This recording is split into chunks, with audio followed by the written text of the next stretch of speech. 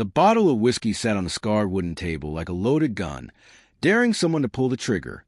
14-year-old Clementine Ross watched in silence from the shadows, her eyes locked on her Uncle Rufus Callahan's trembling fingers as they hovered near it. She knew what came next. That bottle wasn't just a drink. It was the price of her freedom, or what little of it she had left. Inside the Red Dog Saloon, the air was thick with the stench of sweat, tobacco, and crushed dreams. Clementine stood near the wall, trying to vanish into the splintered wood, her thin, tattered dress hanging like a forgotten curtain over her bony frame. Men's eyes crawled over her with the slow hunger of wolves sizing up fresh meat. She'd felt this moment creeping toward her like a snake in the brush ever since Rufus had lost his last coin at the poker table and started looking at her like she was a debt he could barter away. Across from him sat a man who looked like he'd been carved from the desert itself. His clothes were sun-bleached and dusty, his boots nearly worn through, and his hat limp with the weight of travel. But it was his eyes that betrayed him. Sharp, alert, too calculating for a man pretending to be just another broke drifter. His name was Gideon Marsh. Rufus slurred the words through a whiskey haze. She's a good worker. Quiet. Won't give you no trouble. He gestured toward Clementine with a greasy hand. All I need is that bottle right there, and she's yours. Clementine's stomach twisted until it felt like a knot of barbed wire. She wanted to run, to scream, to disappear into the desert night. But where could a girl her age go? Her parents had died of fever 2 winters ago, leaving her with Rufus. Their biggest mistake. He'd fed her scraps, barked orders like a jailer, and now was selling her like cattle to settle a whiskey debt. Gideon said nothing at first. He just stared at her with those piercing eyes. Behind the drifter disguise, something deeper stirred in him. He hadn't come to Copper Ridge for whiskey or trouble. He'd come undercover to see how the mining operations he secretly funded were affecting the people of the Arizona Territory. What he found instead was filth, cruelty, and desperation so deep it could drown children. He reached into his coat and pulled out a small leather pouch. The dull clink of silver made Rufus' eyes gleam. "That bottle," Gideon said, his voice low and even, "plus $2 silver." The saloon went quiet for a moment. Then Rufus' face cracked into a drunken grin, and he snatched the pouch with shaking hands. "Deal. She's all yours, mister." Clementine blinked, but the world didn't stop spinning. Her life had just been traded for whiskey and loose change. She stared at Gideon, trying to read his face. What kind of man buys a girl? What did he want from her? Gideon stood slowly. The scrape of his chair on the floor sliced through the room like a blade, silencing every low conversation. Dozens of eyes followed him as he turned toward her. "Come on, then," he said, not unkindly, but with the firmness of a man used to being obeyed. Clementine felt her knees weaken. She took a hesitant step forward, feeling the weight of every gaze pressing down on her. As they walked toward the doors, whispers hissed behind them. Poor thing, headed straight for a brothel. That's what happens to girls with no family. Every word was a dagger. Clementine flinched as they stepped into the cool desert night. She expected him to grab her arm, to pull her like a man might a mule. But instead, he walked beside her. Not ahead, not behind, like she was human. Confusion warred with fear. Her voice came out a broken whisper. "Where are we going?" "Somewhere we can talk," he said, glancing back at the saloon, "where those vultures can't hear." They stopped near a water trough under the pale glow of the moon. Gideon crouched to meet her gaze. Up close, she could see something fierce in his face. Not hunger, not cruelty, but anger. And it wasn't aimed at her. "What's your name?" he asked gently. "Clement Ross," she replied, her voice barely a breath. "And the man in there?"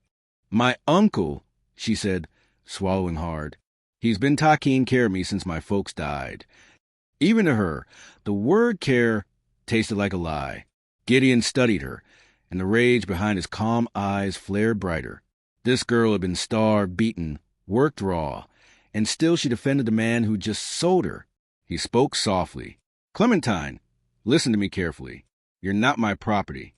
You're not anyone's. Do you understand?" She stared at him, stunned. "But you paid for me." "I paid to get you away from that," he said, tilting his head toward the saloon. "There's a difference."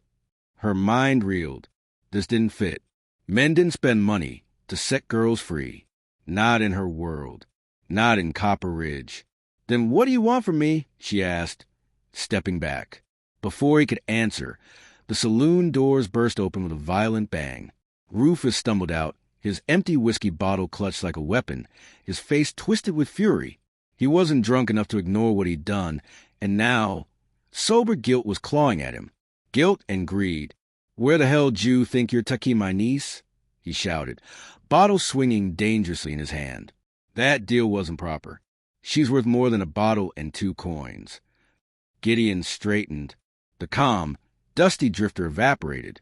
In his place stood a man who radiated danger, like a loaded rifle left on a hair trigger. "The deal's done, Callahan." "I changed my mind." Rufus yelled. "She's blood. I got rights." Clementine wanted to vomit. Rufus had never called her family before, not unless it got him something. Now, with a crowd gathering his pride on line, suddenly she was kin. Gideon's voice was cold steel. What kind of man sells his own flesh for liquor? More men poured from the saloon, drawn by the noise. Laughter echoed. One shouted. Maybe they should arm wrestle for her. Clementine flinched. These men weren't human tonight. They were hyenas circling a kill. Rufus, puffed up by the attention, stepped closer. "You don't know what you're doing." "I fed her, clothed her, kept her alive." The lie hit Clementine like a slap. She'd stolen stale bread to survive, worn the same threadbare dress for a year. She'd fixed that roof, not him. She'd carried the weight of survival while he drank himself numb. Gideon didn't need her to say a word. He saw it all, the bruises, the bones beneath her skin, the shame in her eyes. "How much?" Gideon asked, quiet but deadly. Rufus grinned like a man who thought he was about to win. $20. Cash. The crowd went still. That was half a year's wages for some of them. But Gideon didn't blink. He reached into his coat and pulled out a thick roll of bills. Gasps rippled through the crowd like wind through prairie grass. He counted $20 and held them out. Done. Rufus stared at the money like it might vanish. He reached for it with shaking fingers, but the silence was heavier now. People were staring at Gideon with new eyes. Working men didn't carry that kind of cash. Drifters didn't spend that kind of money. Something didn't add up, and suddenly no one was laughing anymore. Gideon wasn't just another passerby. And Clementine Ross wasn't going back with her uncle. "Who the hell are you, mister?" The voice came from Tom Bradley, the Red Dog Saloon's owner, who had pushed his way through the crowd still lingering in the dusty street outside. The evening air had cooled, but the tension was thick as storm clouds. Tom's voice cracked with suspicion, but Gideon didn't answer him. He kept his cold, unwavering eyes on Rufus Callahan. "Take the money and walk away," he said. "This is the last time we discuss this." Rufus didn't argue. He lunged to the $20 like a starving dog, nearly dropping his empty whiskey bottle in the process. "Pleasure doing business," he mumbled, stuffing the money into his coat pocket with trembling fingers. As he turned to head back into the saloon, he paused. His bleary eyes flicked to Clementine. There was something in his face, regret perhaps, or maybe just a bitter doubt of a man wondering if he'd sold too cheap. The onlookers began to break apart, muttering among themselves, their boots crunching over gravel and wooden planks as they drifted back to saloon or toward home. But their voices carried. "That man ain't no common drifter. You see how much money he had?"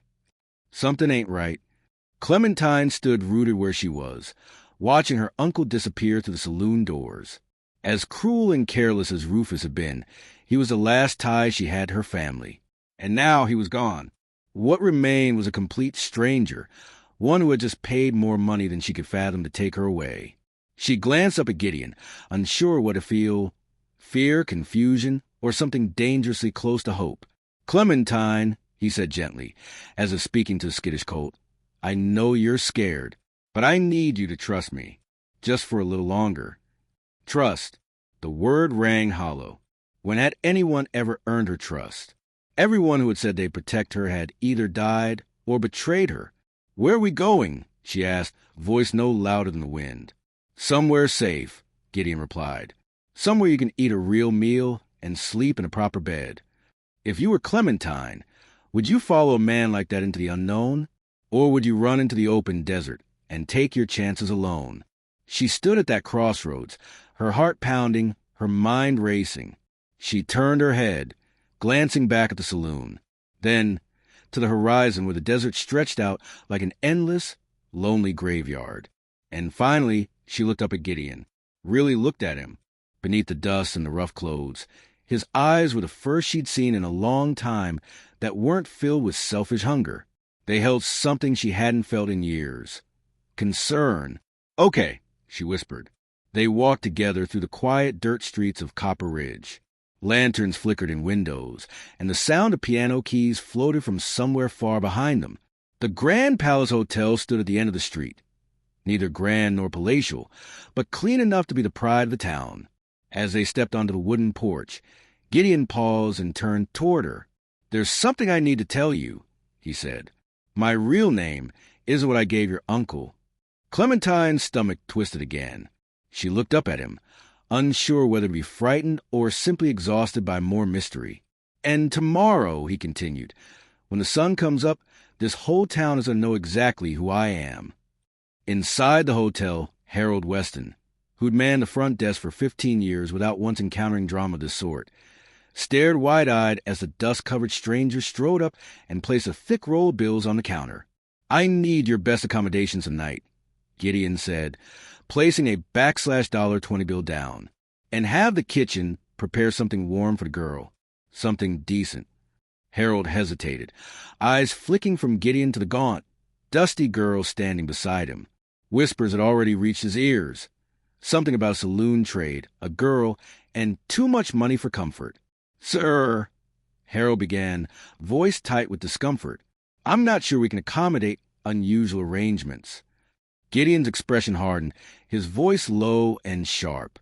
"The girl needs food and a safe place to sleep. Are you saying this hotel doesn't offer either?" Harold shifted nervously, lowering his voice. "It's not that, sir, but people are talking. Perhaps you'd be better off finding another place to stay." The implication was clear. Harold, cloaked in cowardice and moral pretense, was accusing Gideon of the worst. Clementine flushed red. Shame burned her cheeks. No matter where she went, she was already judged, tarnished, branded. "I see," Gideon said quietly. He reached into his coat and withdrew a small, fine leather wallet. From it, he pulled out a card and slid it across the counter next to cash. Harold picked it up. His face went white. His fingers began to tremble so violently he nearly dropped it. "Mr. Marr," she whispered, voice cracking. I had no idea. Please forgive me, sir." Clementine stared, stunned, as the same man who had all but shown them the door now fell over himself in apology. "Your finest suite," Gideon said again. "Hot food, hot water, and complete discretion." "Yes, sir. Of course, sir. Right away." Harold rang a bell so urgently it echoed down the hall. Jenny, get up here." A young woman appeared from a side room, wiping flour from her hands. Harold leaned in, whispered, and her eyes grew wide. "This way," Jenny said, grabbing a key from the wall. "Suite 7, best in the building." As they climbed the stairs, Clementine couldn't hold the question any longer. "What did that card say?" Gideon paused on the landing. "Something that's going to complicate our situation considerably." Before he could elaborate, thunderous footsteps echoed behind them. A heavy voice cut through the hallway like a bullet. "Hold it right there." Sheriff Marcus Kane stood at the top of the stairs, one hand hovering over his coat, eyes blazing. "I'm placing you under arrest for human trafficking." The lawman's face was carved from stone. He had the look of a man who'd seen darkness and didn't hesitate to confront it. Gideon lifted both hands slowly, not in surrender but in calculated calm. "Sheriff," he said, voice steady, "you're making a mistake. The only mistake here is thinking you could traffic a child to my territory and walk away clean." Kane snapped. "Clementine, step away from him. You're safe now." Clementine froze between the two men. "Sheriff Kane, the law." offered her protection, but protection meant going back. To Rufus, to a life of hunger and bruises. Gideon, who had bought her freedom, now stood accused. Before she could move, Harold Weston's voice rose from below. "Sheriff, wait, you might want to see this." He came up the stairs and held out Gideon's card. Kane snatched it and scanned the text. His scowl deepened. Then, slowly, confusion crept in. "This can't be right." "I assure you it is," Gideon said quietly. Kane read it again. Then again. His grip on the gun loosened, though his brow furrowed deeper. Clementine clenched her fists. "What does it say?" she demanded. Sheriff Kane glanced between her and Gideon, then finally spoke. "This man claims to be Gideon Marsh. Not just any Gideon Marsh, the owner of the Copper Ridge Mining Company. He owns half the silver mines in this territory." The air left Clementine's lungs. That name was legend. Gideon Marsh. The man whose mines built towns, whose fortune could rival entire governments. She looked at him again, at his worn boots, his ragged coat, and her head spun. "You look like a drifter." "That was the point," Gideon said.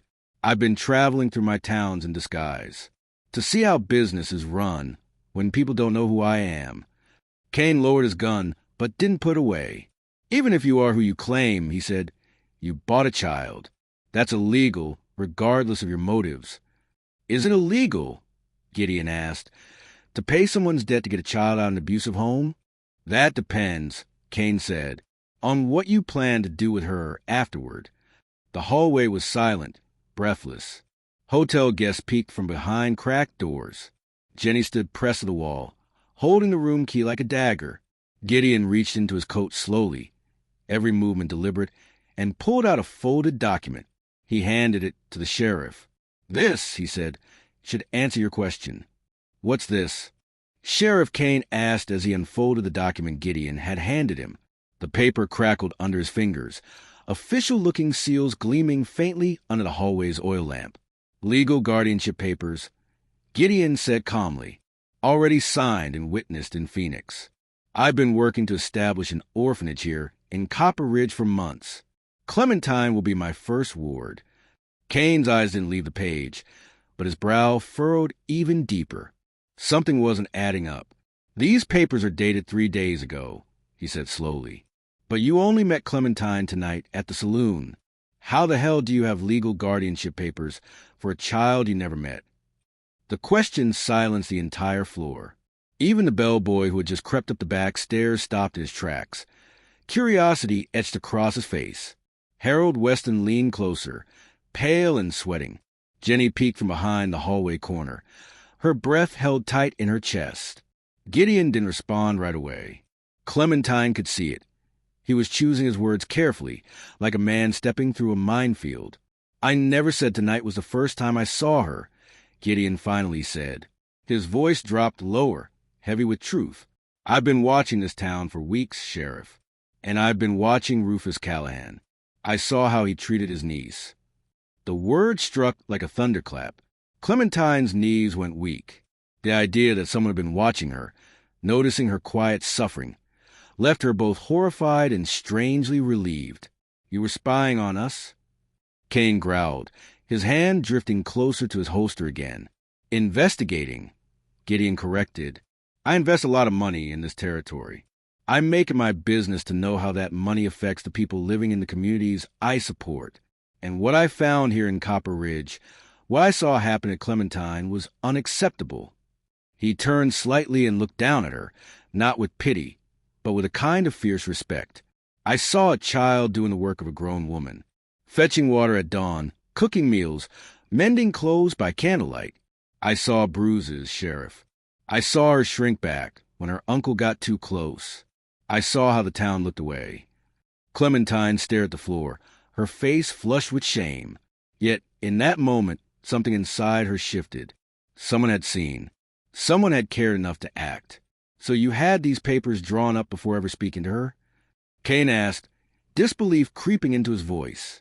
"I had them prepared as a contingency," Gideon replied. "I kept hoping it wouldn't come to this. That Rufus might pull himself together. That maybe a neighbor would step in. That someone, asterisk anyone asterisk, would do the right thing. But no one did.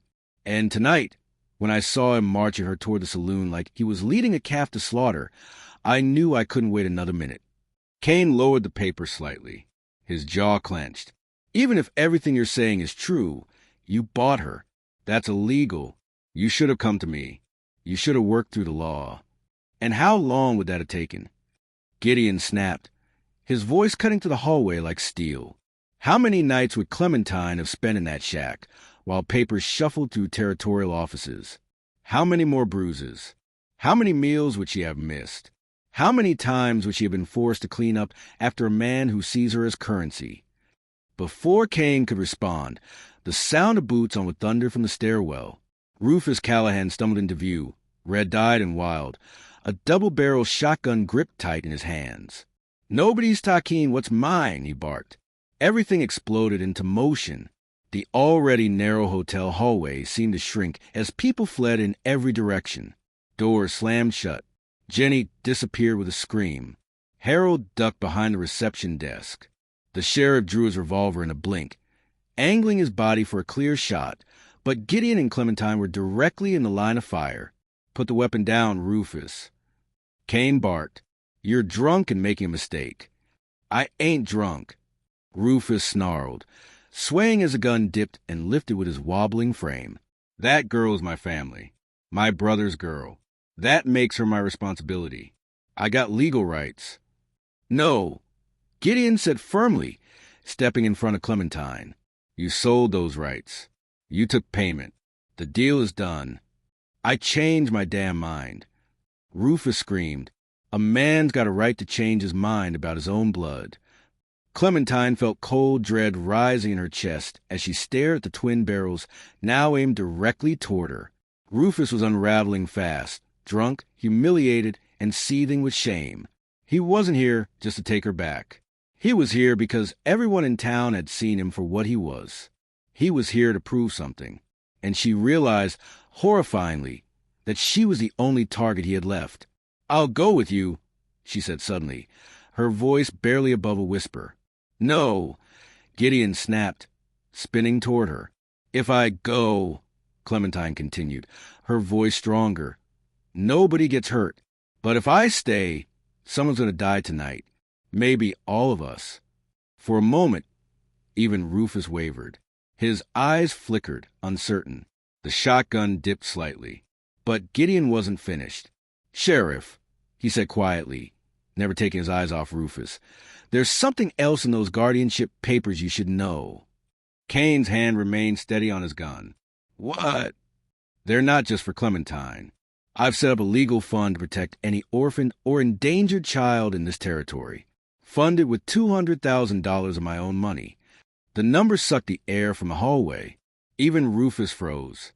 /$200,000 was more wealth than anyone in Copper Ridge had ever heard of, more money than the town could collectively gather in years. "And any man who harms a child under my protection," Gideon continued, voice low and lethal, "will not only face the law, they'll face me. And I have the money to make that pain last a lifetime. Investigators, lawyers, men who don't lose." He turned his gaze fully on Rufus. "So ask yourself what's your pride worth, because from this moment on, you'll spend every day looking over your shoulder." The hallway fell into suffocating silence. The only sound was Rufus' shallow breathing. His fingers flexed on the trigger. But something in him broke. The fight, the drunken fire, the delusion that he was still in control. His shoulders slumped. The shotgun sagged toward the floor. "Keep her then," he whispered hoarsely. "Just take care of her better than I did." He turned and stumbled down the stairs, vanishing into the night, a hollow man devoured by his own failures. 3 months later, the Copper Ridge Children's Home opened its doors at the edge of town. A 2-story, sun-warmed building with a wraparound porch, flower beds, and enough room for 30 children. Clementine Ross was its first resident. Soon, she became Gideon Marsh's unofficial right hand, helping run the home, teaching younger children, managing supplies, and advocating for every stray soul who crossed their threshold. Rufus Callahan left Copper Ridge the next morning. Some claimed he joined a wagon train bound for California. Others whispered he was seen gambling in Tombstone or dead in a ditch. But no one in town ever saw him again. Sheriff Kane kept Gideon's identity quiet for as long as he could. But word spread, as it always does. Stories traveled across the territory about the silver magnate who dressed as a drifter and bought a child not to claim her, but to save her. And soon other towns followed. Within 5 years, a network of children's homes, each one modeled after the Copper Ridge home, spread across the Southwest like wildflowers after a desert rain. As for Clementine, she grew into a force stronger than any outlaw or tycoon. She became a teacher, a caretaker, and an advocate. Her name was whispered in courtrooms and heard in town meetings. She had lived the worst of what a child could endure and made sure no other child had to. But she never forgot that night in Copper Ridge. The smell of whiskey in a saloon. The weight of a man's eyes deciding her worth. The fear. The shame. And then dusty boots, tired eyes, and a stranger's voice that didn't demand anything, only offered a way out. If this story stirred something deep in your chest, hope, sorrow, fire, click subscribe. Because the Old West is filled with tales like this. Tales that remind us even in the darkest corners of the frontier, humanity can still shine. And don't stop here. Click the next video on your screen. Because the story waiting there isn't just one you'll hear, it's one you'll feel. And when it ends, you won't be the same.